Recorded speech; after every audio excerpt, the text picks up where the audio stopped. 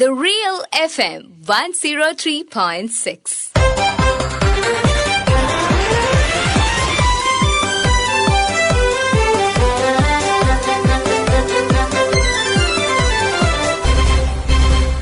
ശ്രദ്ധ. ഇന്ന് palliative care ദിനം.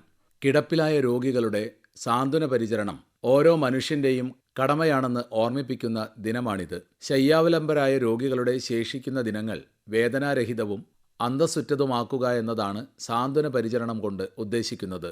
പാലിയേറ്റീവ് കെയർ രംഗത്ത് മാതൃകാപരമായ പ്രവർത്തനങ്ങൾ നടത്തുന്ന ഒരു സംസ്ഥാനം കൂടിയാണ് കേരളം. ലോകാരോഗ്യ സംഘടന പാലിയേറ്റീവ് മാതൃകാ കേന്ദ്രം ഡയറക്ടർ ഡോക്ടർ സുരേഷ് കുമാർ.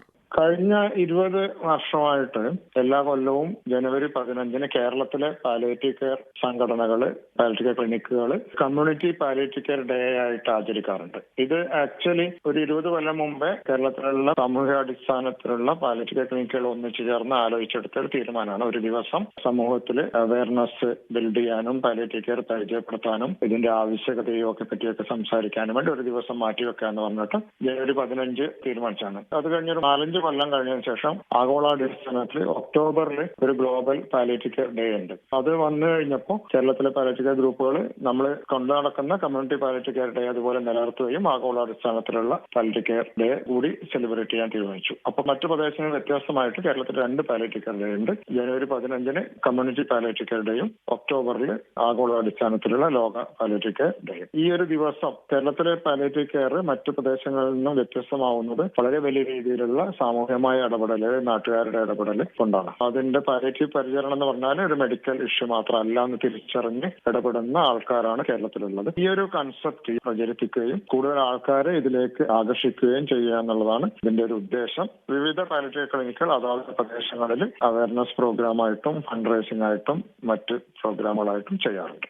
കേരളത്തിലെ പാലിയേറ്റീവ് പരിചരണ സംവിധാനത്തിന്റെ വേറൊരു പ്രത്യേകത വളരെ വലിയ രീതിയിലുള്ള തദ്ദേശ സ്വയംഭരണ സ്ഥാപനങ്ങളുടെ ഇടപെടലാണ്. ഗവൺമെന്റിന്റെ ഒരു പോളിസി അനുസരിച്ചിട്ട് തദ്ദേശ സ്വയംഭരണ സ്ഥാപനങ്ങളെല്ലാം തന്നെ കേരളത്തിൽ പാലിയേറ്റീവ് ഹോം കെയർ നടത്തും. കേരളത്തിൽ ആകെയുള്ള 1700 പാലിയേറ്റീവ് കെയർ സ്ഥാപനങ്ങളിൽ 1100 തദ്ദേശ സ്വയംഭരണ സ്ഥാപനങ്ങൾ നടത്താണ്. ഇപ്പൊ ഈ അടുത്ത കാലത്തായിട്ട് ഇതിന് പുറമെ സർക്കാർ ഈ മേഖലയിലുള്ള എല്ലാ സംരംഭങ്ങളെയും ഒരു കുടക്കീഴിൽ കൊണ്ടുവരാനുള്ള ഒരു ശ്രമം തുടങ്ങിയിട്ടുണ്ട്. സ്റ്റേഷൻ എവിടെയാണെങ്കിലും ഓൺലൈൻ പാലിയേറ്റീവ് കെയർ സർവീസ് ആവശ്യപ്പെടാനും ആ പ്രദേശത്തുള്ള ഗ്രൂപ്പുകൾ ഒന്നിച്ച് നൽകാനും ഒക്കെയുള്ള ഒരു സംവിധാനം അത് വികസിച്ച് വരുന്നേ ഉള്ളൂ. മറ്റു പ്രദേശങ്ങളിൽ നിന്ന് വളരെ വ്യത്യസ്തമായിട്ട് വളരെ തുടക്കം മുതൽ തന്നെ സർക്കാർ വലിയ രീതിയിൽ താല്പര്യമെടുത്തിട്ടുള്ള ഒരു സംവിധാനമാണ് കേരളത്തിലുള്ളത്.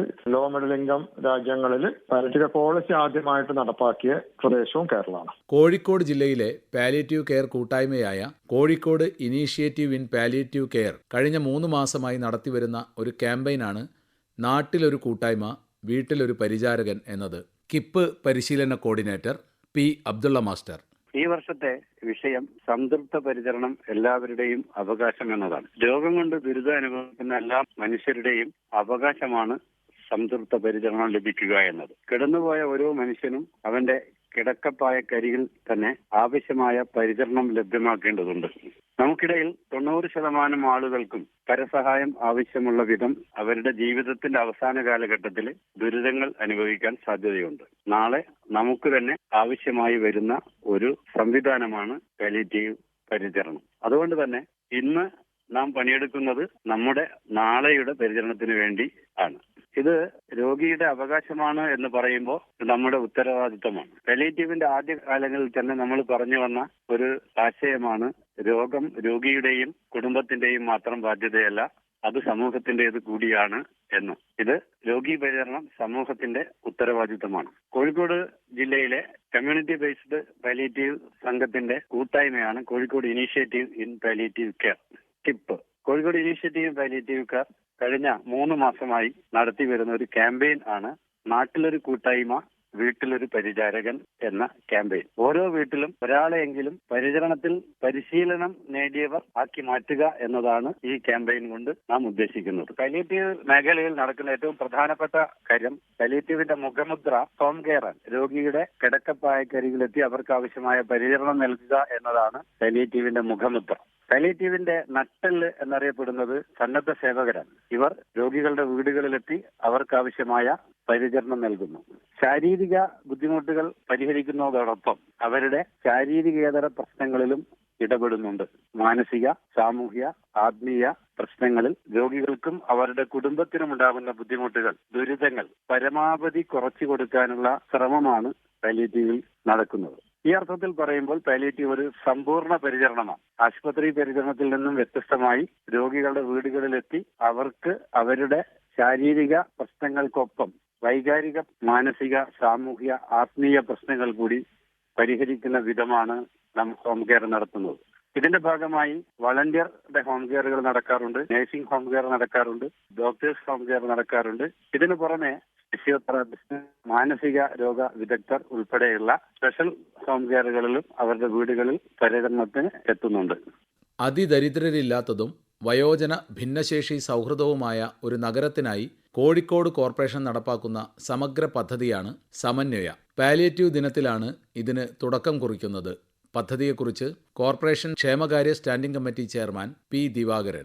6 പ്രധാനപ്പെട്ട അവകാശങ്ങളാണ് അവർക്ക് നമ്മൾ നൽകാൻ പോകുന്നത്. സമൂഹത്തിൽ കൃത്യമായി ഭക്ഷണം എടുത്തു കഴിക്കാനോ പാചകം ചെയ്യാൻ കഴിയാത്തവരോ ഉണ്ടെങ്കിൽ അവർക്ക് ഭക്ഷണം കോർപ്പറേഷൻ തന്നെ വീട്ടിലെത്തിക്കാനുള്ള നടപടി സ്വീകരിച്ചു വരിക.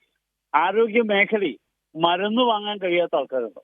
അത്തരം ആൾക്കാർക്ക് സൗജന്യമായി മരുന്ന് എത്തിച്ചു കൊടുക്കാനുള്ള നടപടികളുണ്ട്. കിടപ്പ് രോഗികളുടെ പ്രശ്നങ്ങൾ വളരെ ഗൗരവമായ കാര്യമാണ്. അവർക്ക് പാലിയേറ്റീവ് സേവനം കൃത്യമായി ലഭ്യമാക്കുക എന്നതൊരു പ്രധാനപ്പെട്ട ആവശ്യമാണ്.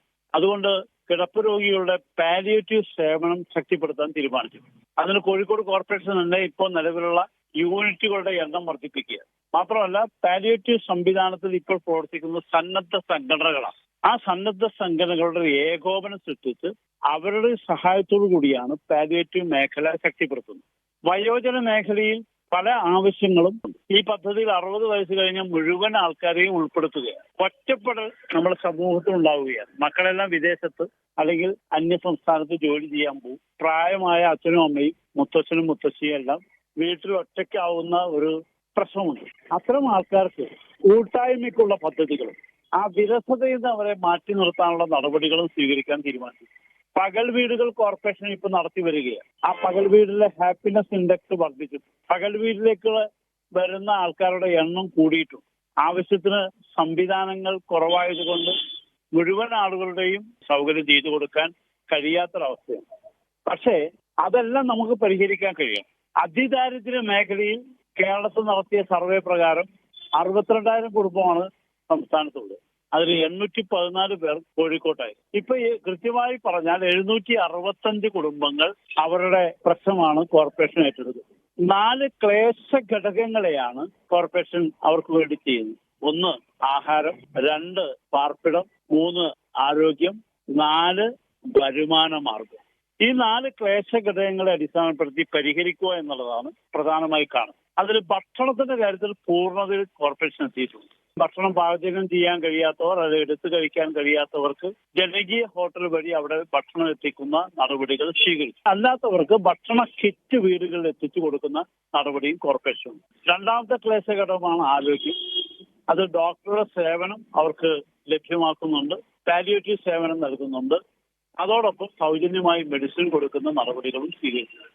അതുപോലെ തന്നെ അവരുടെ വീട് റിപ്പയർ ചെയ്യാനുള്ള 1 ലക്ഷം രൂപ വീതം കോർപ്പറേഷൻ കൊടുക്കുക.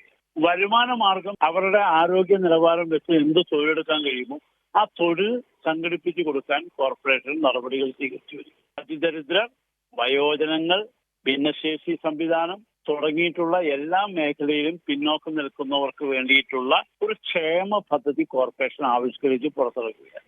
അതിന്റെ ആദ്യഘട്ടം എന്ന നിലയ്ക്ക് അതിന്റെ പ്രവർത്തനം ഒരു ഗ്രിഡ് വഴി അവരുടെ ആവശ്യങ്ങൾ അറിയാനുള്ള ഒരു സർവേ നടത്തുകയാണ്. അത് കേരള ഗവൺമെന്റ് പുറത്തിറക്കുന്ന ഒരു ആപ്പ് വഴിയാണ് അതിന്റെ സർവേ നടത്തുക. ഓരോ വാർഡിലും ഇതുമായി ബന്ധപ്പെട്ട് ഒരു ഹെൽത്ത് ടീമിനെ ഉണ്ടാക്കിക്കൊണ്ടിരിക്കുക. അതിന് മേൽനോട്ടം വഹിക്കാൻ വാർഡ് സമിതികളുണ്ട്. അതിന്റെയും മേൽനോട്ടം വഹിക്കാൻ മേയർ ചെയർമാൻ ആയിട്ടുള്ള ഒരു കമ്മിറ്റിയുണ്ട്. ഇത് വളരെ വേഗത്തിൽ ഈ സർവേ നടത്തി ആവശ്യങ്ങൾ മനസ്സിലാക്കി ഓരോ കാറ്റഗറിയിലും പെടുന്ന പ്രശ്നങ്ങൾക്ക് പരിഹാരമുണ്ടാക്കുക, അത് വാതിൽപ്പടി സേവനമായി എത്തിക്കുക എന്നതാണ് കോർപ്പറേഷന്റെ നടപടികൾ. ശ്രദ്ധ തയ്യാറാക്കി അവതരിപ്പിച്ചത് സി ഉദയചന്ദ്രൻ.